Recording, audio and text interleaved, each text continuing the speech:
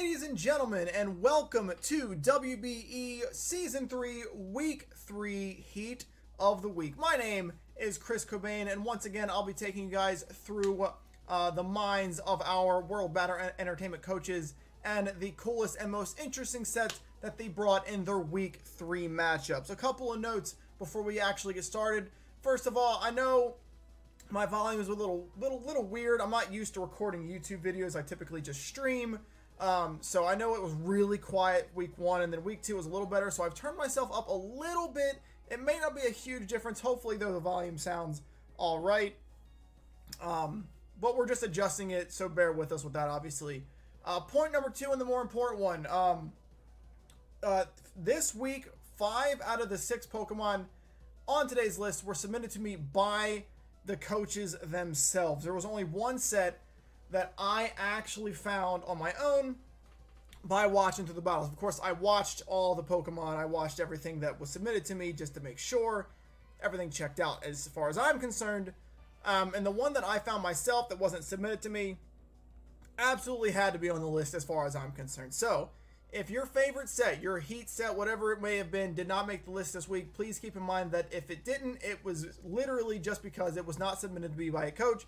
And when a coach submits me a set, I'm more likely to put it on the list, especially if it's deserving at all, if it's Heat, if it whatever, just because it feels like it means more to them for them to actually submit it to. There's a whole channel on the Discord, all that stuff. So if they take the time to actually submit it to me, explain what it does, I'm more inclined to oblige to that and put them on the list anyway. So if there's something out there that is not on this list, please keep in mind I'm not doing it to be mean. I'm not doing it to exclude anybody. It's just that it wasn't submitted to me by the coach themselves. But of course, as per always, if there was a set that today that's not on the list, please feel free to post it in the comments below. You guys were doing that last week. I saw some stuff that wasn't on the list there. So please feel free to keep doing that. Okay, I love to read them. I appreciate it. But without further ado, let's go ahead and jump into the actual Heat of the Week this week, starting with number 6.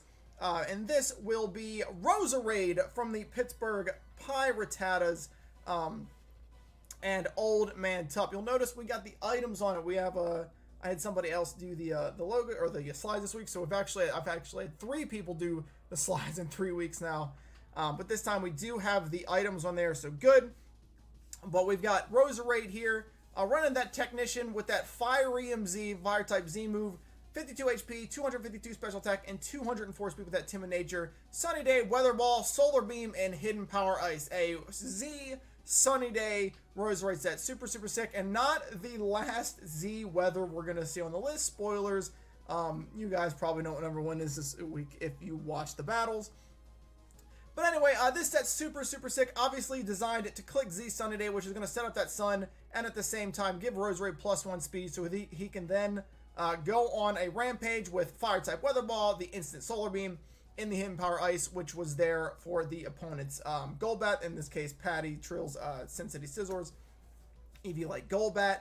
The reason this goes number 6 this week is because it never really got to do much. It had more of a chance than Crocodile from last week, of course, but did not get to do a ton. There was one point in the match when I was watching it where I kind of felt like he could have made a play into the Roserade.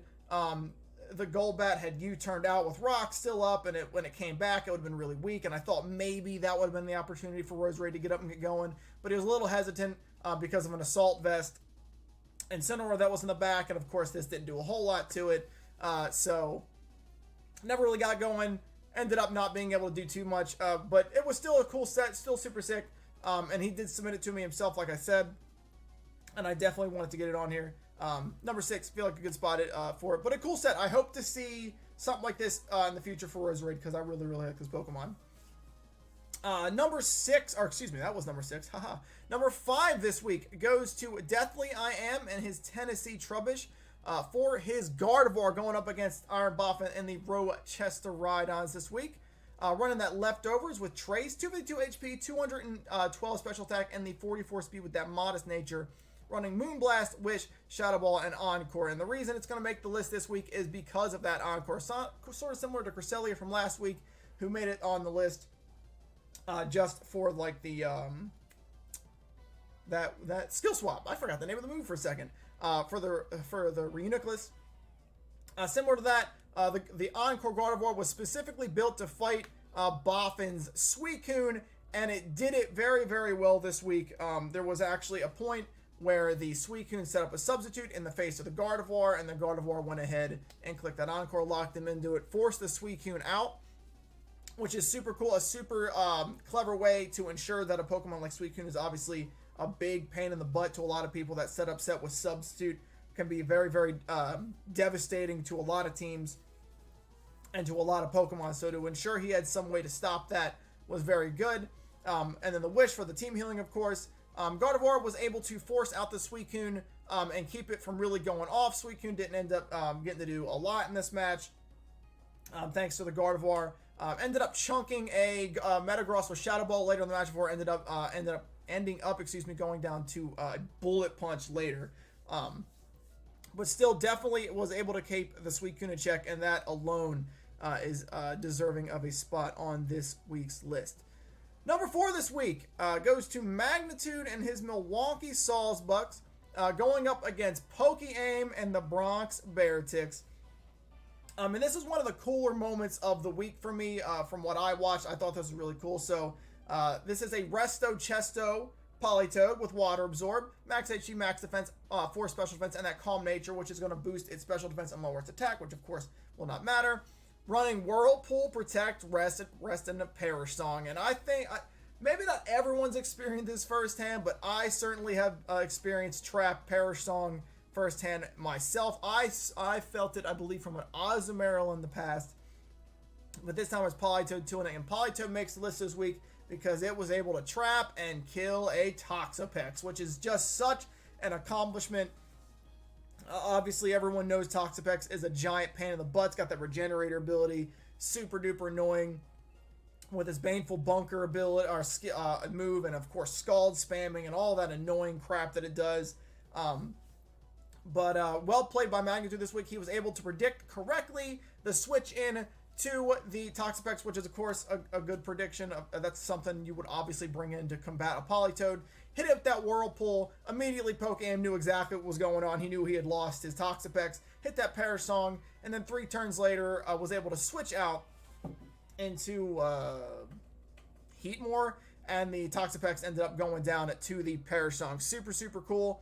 And a very clever set to deal with something that annoying. Toxapex is a giant, enormous pain in the butt, and it's not something you'd expect coming not something you expect coming into a Politoed switch. It's not something you're really fearing.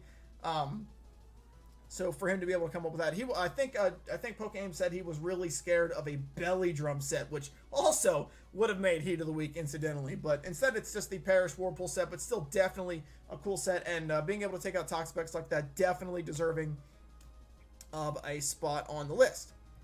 Number 3 this week, coming in with Tapu Koko from the Newcastle Nido King and Coach Patters. Now this Koko specifically didn't do as much as the Politoed did specifically, since the Politoed actually was able to take a life with that Whirlpool Perish Song. But I think Koko's set was cool enough to warrant number 3 being over the Politoed this week. So he was going up against Invivicolor, and his set is Electric Surge with Leftovers, 252 HP, 188 defense, 4 special attack, 4 special defense, and 60 speed, just all over the place with EV spread.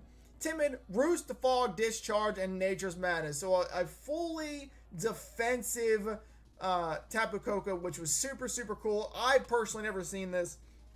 Now keep in mind, I didn't go super hard into Gen 7 battling. I did it for a little bit. But I personally never seen a defensive Tapu Koko. I'm sure somebody else has. But this set was super cool to me. Super physically defensive Tapu Koko, which was specifically built to stop a Hawlucha sweep. It always lives a +2 Poison Jab from Hawlucha as well. And it is EV'd specifically to outspeed Mega Sharpedo. That is why it's timid with that 60 speed. And then Nature's Madness is there to chunk Vivid's Nidoking if that happened to come out. Super awesome set with the Defog, of course, to keep away rocks, all that fun stuff. Discharge for the paralysis. Nature just does 50%, and then Roost to keep it healthy. Koko didn't end up doing too much this week. It did absolutely eat a Z move from Moltres, what is it, Supersonic Sky Strike or something like whatever the flying one is, and was able to roost that off and end up forcing the Moltres out later. But just for the concept of you got this super strong Electric Surge Pokemon, typically known for doing all that massive damage with its attack, with that Surge up, but instead he went a completely different route and went that full defensive spread, which I thought was super cool and was deserving of a spot on the list this week. It ended up going down to Nidoking after an Earth Power. It was able to fire off that Nature's Madness to weaken it before Earth Power actually took it down. Top 2 this week. The number 2 was the one that I found on my own, and the number 1 was, if you watched the battles this week, you knew number 1 go before you even turned this video on, I feel like. But both of them were super cool. Both of them did a lot of work. Both of them absolutely won the games for their coaches. Number 2 goes to Fanatax and the Atlanta Umbreon with his Agility Lanturn, which is just, whew, I love seeing it. So he was Electrium Z with that Water Absorb. Now, the EV spread here, you're going to have to forgive me with this one. Not only is this possibly wrong, it is almost certainly wrong. I asked for the EV spread when I saw the video.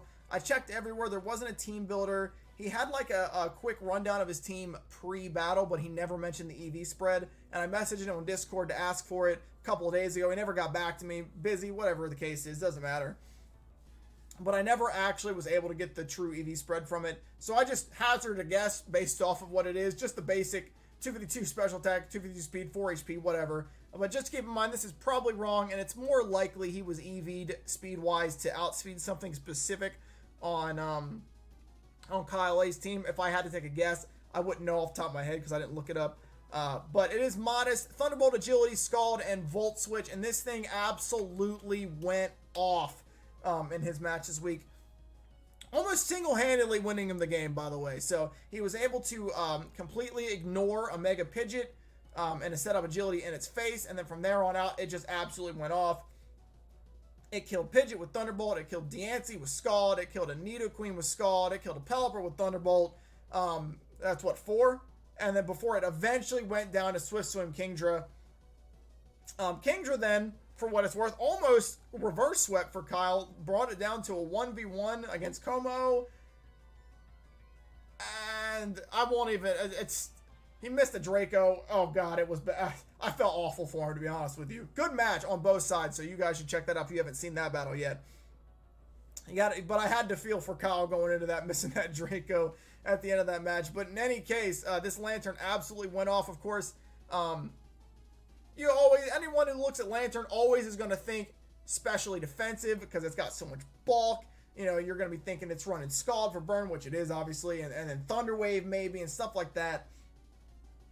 To just kind of be annoying, tank special hits, fire off status is back, but instead, just like Empoleon last week, was able to go in with a fully offensive set like this, and not only did it do work, it did all the work, almost single-handedly winning the game for Fanatax, and I'd love to see it.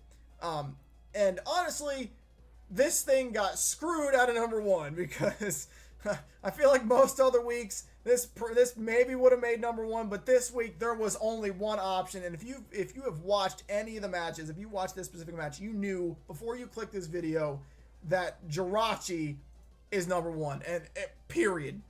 And if you have not, I know there's going to be clips of the battle. I can't get them all in there. If you have not watched this match, for the love of God, do yourself a favor and go watch it. So this was Duncan going up on his Free State Torcats, going up against Wolfie Glick and his Milwaukee Bewares. And this was just amazing. So Serene Grace obviously running that Water EMZ, 92 HP, 250 special attack, and 164 speed, which was built to outspeed a Scarfed Excadrill, I believe, after the speed boost. With that timid nature. Thunder, Water Pulse, Calm Mind, Rain Dance. I told you that the Roserade wasn't the last Z weather you're going to see, and it wasn't. This is the Z Rain Dance Jirachi. So, of course, just like the Roserade, it's built to set up its weather, in this case, Rain Dance, with the Water EMZ, which is going to set up the rain, and, of course, give it that +1 boost to speed. Calm Mind, and then Thunder, which is, of course, infinitely accurate inside a Rainstorm, and Water Pulse, which is just one of those things that's like, why does it get this? Because it's Jirachi, that's why it gets this. Which, of course, 60 base power can confuse and is also boosted in the range. So, before anything else had even happened, he was able to take out Mega Blastoise with a Thunder before anything. And then later in the match, Jirachi was able to switch in against a Virizion, set Z Rain Dance. Virizion used Close Combat, which did around 30%, something to that effect, against the Z Rain Dance. Duncan realized he could Calm Mind after that, which he did. So he set up the Calm Mind, ate another Close Combat, took him down to you know, whatever range. He had like 30-something% health left, you know, with that +1 speed and then the +1 special attack as well. And then just went off, killing Virizion with Thunder, who was already weak. Was able to make some really good predictions. If you watch the actual battle from Duncan's side, he was putting a lot of thought into it. He played brilliantly. Wolfie switched in after Virizion died. Wolfie switched into to his Tornadus, and then pivoted immediately into Excadrill, trying to bait the Thunder and stall Rain, but Duncan was having none of it. Made a brilliant prediction. Water Pulsed instead. The Excadrill lived because it had to be Assault Vest. But then he ended up taking down Torn with the Thundurus. Taking down Torn with Thunder. Chunked the absolute everything out of both the Mandibuzz and the Excadrill with Water Pulse and Thunder respectively. Before going down to foul play from the Mandibuzz, who lived Thunder +1 with like 5 health, like literally. After Jirachi ended up going down, which I thought it was a sweep to be honest, but just missed it. Zygarde 10% was able to come in and clean up the Extra and the Mandibuzz easily. Who literally both of them were under 5% health. The Water Pulse and the Thunder to Excadrill and the Mandibuzz respectively did like 97%. They were both like on the verge of death. So easy switch in for the 1,000 arrows and then the extreme speed from the Zygarde 10 to be able to win that game. This was brilliant. By Duncan's own admittance, this was built for him by Envy. Who has already been featured on this list for his team building. So again, good job to Envy for this, and hella good job to Duncan for using it perfectly. Super unfortunate that the Mandibuzz lived with just a little bit of health left. Otherwise, this would have been an absolute rolling. But definitely, when I saw this is one of those ones where I watched this and I went, there's no way something takes the #1 spot this week that isn't this Jirachi. Also, side note, shout out to Vikavolt on Duncan's team as well. It was a massively defensive Vikavolt that lived a Z Stone Edge from Virizion and was the reason Virizion was so weak when Jirachi came in. Literally, I was debating for the longest time giving Duncan 2 spots on this list because of that, just because it was so cool to me to see Vikavolt live Z Stone Edge. But I was against putting the same team on the list twice, so I ended up switching it up instead, and Roserade got on number 6 instead. So, but still wanted to give that a shout out because the Vikavolt was sick. But this Jirachi, phenomenal. For me, personally, the best set I've seen so far. Only 3 weeks in, of course, but for me personally, the best set I've seen so far from Heat of the Week, and definitely #1 for week 3. But that's it, guys. Thank you so much for watching yet again. Again, I said at the beginning of the video, I'll say it again. These sets were sent to me. All but the Lanturn was sent to me. Again, if your favorite set did not make it, it was not submitted to me by the coaches, and I just favored the ones that were submitted to me because I feel like it means more to them. If there was anything that I missed, which of course there was, I only get 6. There's 28 teams. Of course I missed somebody. Post them in the comment section below. Tell me your favorite set that wasn't on this list. I'd love to see them. Appreciate you guys so much for watching. And I will see you all for week 4 of the week, all right? All right, peace, guys. See you next time.